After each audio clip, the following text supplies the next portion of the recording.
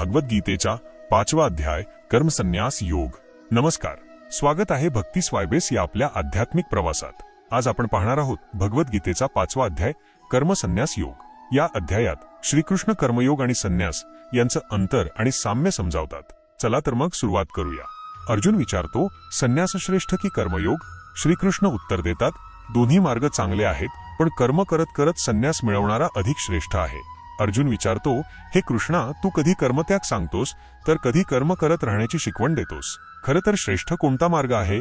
कृष्ण उत्तर देतात, दोन्ही मार्ग योग्य आहेत, पण कर्मयोग श्रेष्ठ आहे, कारण कर्म करताना मन शांत ठेवणारा खरा योगी होतो। कृष्ण सांगतात, खरा योगी तोच जो कर्मात आसक्त न होता निष्काम भावाने कार्य करतो, जो आत्म्याशी एकरूप झालेला आहे, जो कर्म करत असताना फळाची अपेक्षा करत नाही, तोच खरा योगी आहे। तो आनंदी असतो, कारण त्याचं मन शांत असतं। कर्मसन्यास म्हणजे फक्त बाह्य रूपाने कर्म न करणे नव्हे, तर अंतरात्म्याने आसक्तीचा त्याग करणं। ज्ञानी माणूस सर्वत्र समत्व भाव पाहतो। कृष्ण सांगतात, खरा संन्यासी तो नाही जो फक्त कर्म टाकतो, तर जो मनातून आसक्तीचा त्याग करतो। ज्याला ज्ञान प्राप्त झालंय तो ब्राह्मण, गाढव, कुत्रा किंवा चांडाळ सर्वांमध्ये एकच आत्मा पाहतो। जो इंद्रियांच्या आकर्षणातून वर गेलेला आहे तो शांती आणि मुक्ती प्राप्त करतो।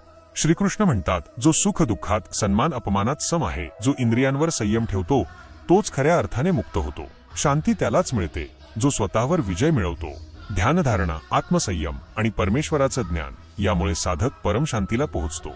जो श्वासोच्छ्वासावर नियंत्रण ठेवतो, मन स्थिर करतो आणि सर्व काही परमेश्वराला अर्पण करतो, तो खऱ्या अर्थाने शांतता प्राप्त करतो। तो जाणतो की भगवान श्रीकृष्ण हेच सर्व प्राण्यांचे स्वामी आणि अंतिम आश्रयस्थान आहेत।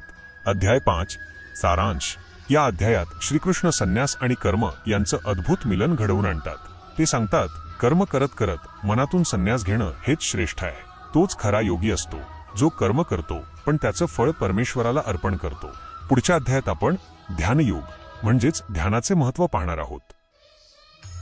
भगवद्गीतेचा 6वा अध्याय ध्यानयोग। या अध्यायात श्रीकृष्ण ध्यानधारणा, योगाचे प्रकार आणि आत्मसंयम याविषयी सखोल मार्गदर्शन करतात। जो निष्काम भावाने कर्म करतो तोच खरा संन्यासी आणि योगी आहे। कृष्ण सांगतात, जो कर्माचं फळ न इच्छता आपलं कर्तव्य करत राहतो तोच खरा संन्यासी आणि योगी आहे। फक्त अग्निपूजा करणारा किंवा वस्त्र परिधान करणारा संन्यासी नसतो, तर जो अहंकार, आसक्ती सोडतो तो खरा योगी आहे। मनच आपला मित्र आहे आणि मनच शत्रू। मनावर विजय मिळवल्यासच आत्मोन्नती शक्य। स्वतःचं मन उंचाव, कारण तेच आपलं सर्वात मोठं साधन आहे। जो मनावर विजय मिळवतो त्याचं मन मित्र बनतं, पण ज्याचं मनचं त्याचं नियंत्रण घेतं त्याचं पतन होतं। ध्यान करण्याची पद्धत, योगी कसा बसावा, कुठे आणि कशा प्रकारे मन स्थिर करावं हे वर्णन। योगी एकांत स्थळी बसून पवित्र जागी आसनावर मन स्थिर करून परमेश्वराचं ध्यान करतो। शरीर, मान आणि डोकं सरळ ठेवून शांत, एकाग्र चित्ताने आत्म्याशी एकरूप होतो। त्याचा उद्देश असतो परमशांती आणि मुक्ती प्राप्त करणं। योग साधनामध्ये संतुलन महत्वाचं, ना फार खाणं ना फार उपवास। योग म्हणजे तणाव नाही, तो जीवनशैली आहे। जो अन्न, झोप आणि कामामध्ये मध्यम मार्ग ठेवतो तोच खरा योगी आहे। ध्यान करताना मन ज्याप्रमाणे वाऱ्याशिवाय न हलणाऱ्या दिव्यासारखं स्थिर राहतं तसंच असावं। ध्यानातून जे आनंद मिळतो तो इंद्रियांच्या पलीकडचा आहे, तोच खरा शाश्वत सुख आहे। जेव्हा योगी आपलं मन पूर्ण परमेश्वरात विलीन करतो तेव्हा त्याला एक गूढ, शांत आणि अमर सुख प्राप्त होतं, जे ना डोळ्यांनी दिसतं ना इंद्रियांनी जाणवतं, पण आत्म्याला स्पर्श करतं।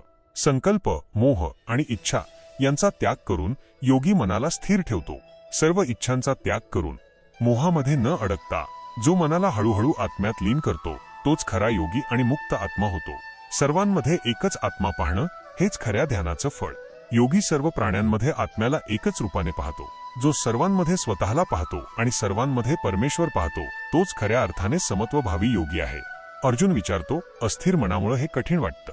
कृष्ण म्हणतात, सराव आणि वैराग्याने मन नियंत्रित होऊ शकतं। अर्जुन विचारतो, हे मन खूप चंचल आहे, त्यामुळे ध्यान कठीण वाटतं। श्रीकृष्ण उत्तर देतात, हो, मन चंचल आहे, पण वैराग्य आणि निरंतर सराव यामुळे ते नियंत्रित होऊ शकतं। ध्यान करताना अपयश आल्यास काय होतं? कृष्ण सांगतात, तो योगभ्रष्ट पुन्हा जन्म घेऊन साधना पूर्ण करतो। योगी सर्वांत श्रेष्ठ आहे। कृष्ण सांगतात, जो ध्यान मार्गावर असतो पण मध्येच भटकतो त्याचा अपयश होत नाही। तो पुढच्या जन्मात उत्तम घरात जन्म घेऊन आपल्या साधनेला पुढे नेतो। योगी हा ज्ञानी, भक्त आणि कर्मयोग्यापेक्षा श्रेष्ठ आहे। म्हणून हे अर्जुना, तू योगी हो। अध्याय 6 सारांश। या अध्यायात भगवान श्रीकृष्ण ध्यानधारणा, योगीचं जीवन आणि मनावर विजय याबाबत सखोल मार्गदर्शन करतात. ते सांगतात, जो सर्वात श्रेष्ठ आहे तो योगीच आहे, कारण तो स्वतःवर विजय मिळवतो आणि सर्वत्र आत्म्याचं दर्शन करतो. आणि हो, आमच्या चॅनलवर जर नवीन असाल आणि आमचा व्हिडिओ आवडला असल्यास चॅनलला लाईक आणि सबस्क्राईब करा.